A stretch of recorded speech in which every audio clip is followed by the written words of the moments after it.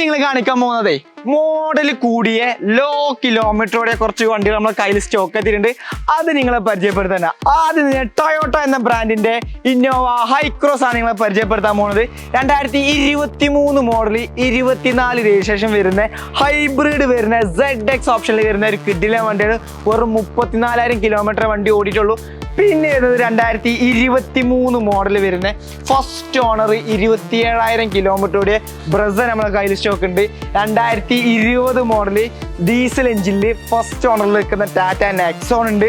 2019 model 27,000 കിലോമീറ്ററുടെ first owner MG Hector ഉണ്ട്.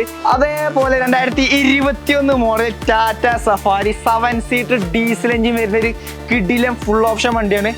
അത് നമ്മുടെ കയ്യിൽ വെറും 25,000 കിലോമീറ്റർ ഓടിയിട്ടുള്ളൂ. പിന്നെ നമ്മുടെ കയ്യിൽ സ്റ്റോക്ക് ഉള്ളത് മഹേന്ദ്ര താർ 2022 മോഡൽ സെക്കൻഡ് ഓണർഷിപ്പിൽ ഓൺലി 49,000 കിലോമീറ്ററോടെ ഫുൾ ഫിറ്റിംഗ്സിൽ ഒരു ഓട്ടോമാറ്റിക് 4x4 ഡീസൽ എഞ്ചിൻ വരുന്ന താറും നമ്മുടെ കയ്യിൽ സ്റ്റോക്ക് ഉണ്ട്.